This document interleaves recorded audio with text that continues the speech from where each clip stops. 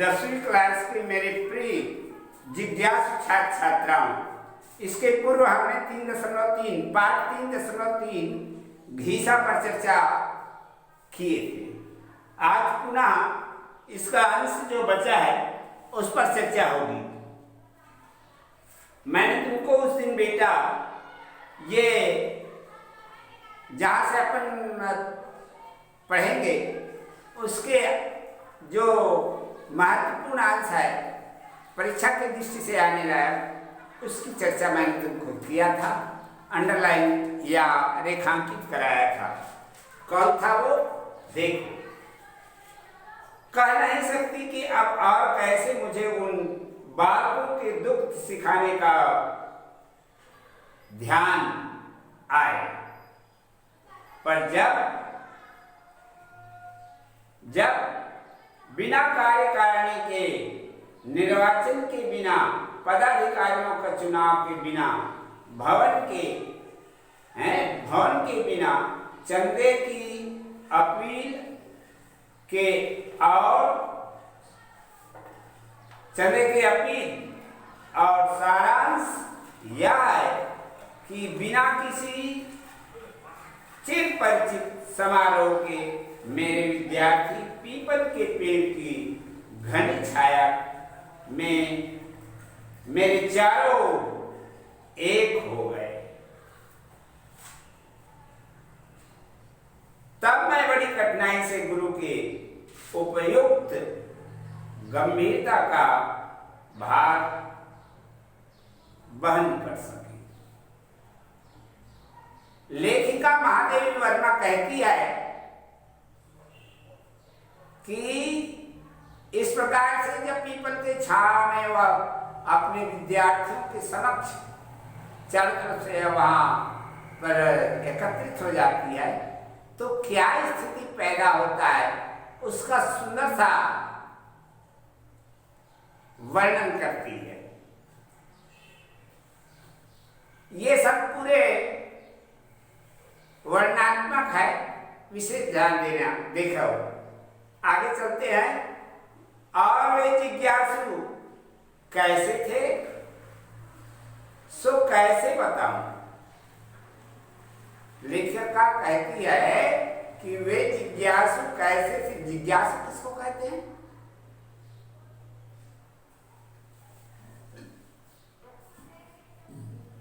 जिज्ञासा माने ज्ञान, किसी ज्ञान को जानने की जिसके हृदय में इच्छा होती है उसको जिज्ञासु कहते हैं। जिज्ञासु का मतलब ज्ञान नहीं होता, ज्ञान को जानने की इच्छुक का नाम ही है जिज्ञासु। लेखिका वर्मा कहती है कि वे जिज्ञासु कैसे थे, सो कैसे बताऊं। कुछ कानों में बालियों और हाथों में कड़े पहने, धुले कुर्ते और ऊंची धोती में नगर और ग्राम का सम्मिश्रण जान पड़ते। कुछ बच्चे नगर के, नगरी निकाय के, और कुछ देहात अर्थात ग्रामीण निकाय। ये मालूम पड़ता था।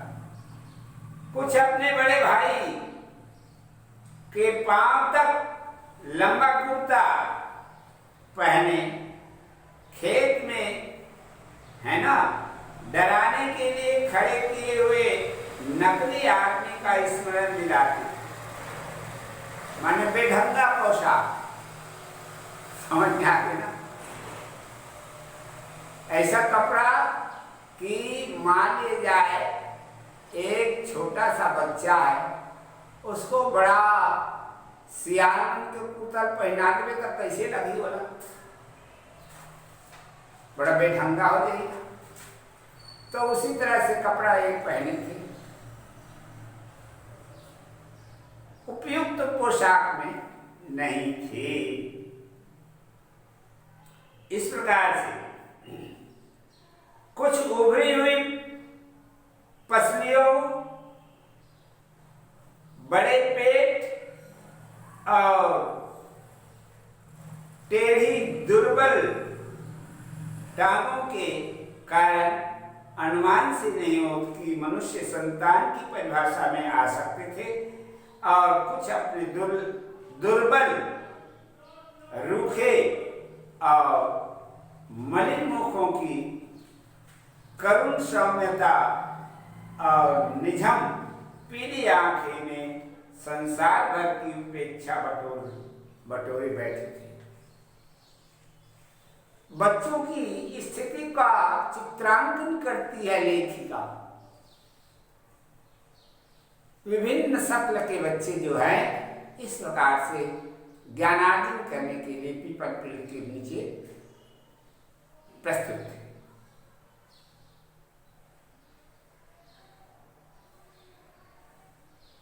और कुछ अपने अच्छा, हाँ, पर घीसा उनमें अकेला ही रहा और आज भी मेरी स्मृति में अकेला ही आता है। लेखिका कहती है कि ये घीसा नामक जो बालक है वो अकेला बैठा था, और मैं क्या बताऊं, जब भी ध्यान में बात आती है तो ये घीसा ध्यान में आ ही जाता है। वह गोधूली मुझे अब तक नहीं भूली। पुस्तक में देखो बेटा, चतुर्थ है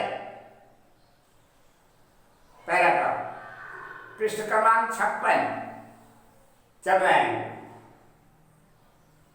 वह गोधूली मुझे अब तक नहीं भूली, संध्या के लाल सुनहली छाया, संध्या के लाल सुनहली आभा वाले उड़ते हुए दुकुल पर रात्रि ने मानो छिप करके अंजन की मूक जला दी।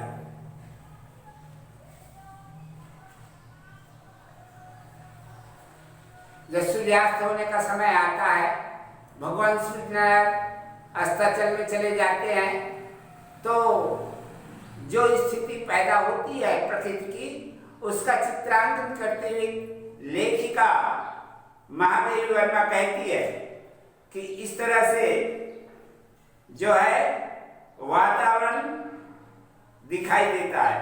मेरा नाव वाला कुछ चिंतित सा लहरी की ओर से देख रहा था। बूढ़ी भक्ति मेरी किताबें, कागज कलम आदि संभाल कर नाव पर रखकर बढ़ते अंधकार पर, है ना, खिजला कर दुबदुबा रही थी, या मुझे कुछ सनकी बनाने वाले विधाता पर यह समझाना कठिन था। क्या बेचारी मेरी हाथ रहते रहते 10 लंबे वर्ष काट गई। इस तरह से आना जाना, संपर्क रखना, समय निकल गया। कितना? 10 लंबे वर्ष काट आई थी। नौकरानी से अपने आप को एक प्रकार की अभिभाविका मानने लगी है।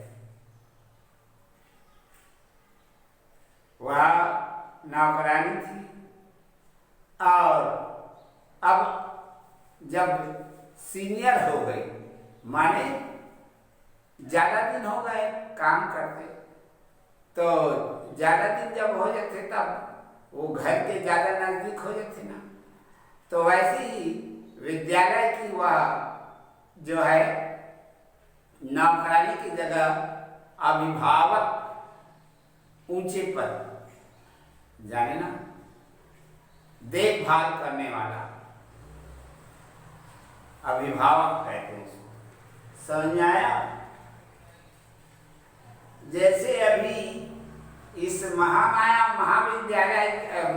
विद्यालय का संचालक यादव जी है नहीं, यदु जी, तो वैसे ही ये अभिभावक होता है, देखभाल करने वाला।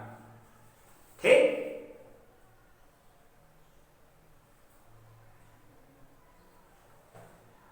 परंतु मेरी सनक का दुष्परिणाम सहने के अतिरिक्त उसे क्या मिला?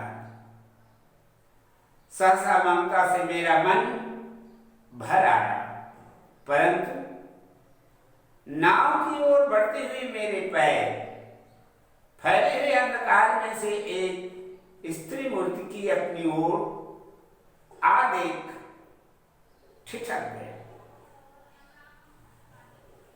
सावरे कुछ लंबे से मुखड़े में पतले स्याह ओठ कुछ अधिक स्पष्ट हो रहे थे।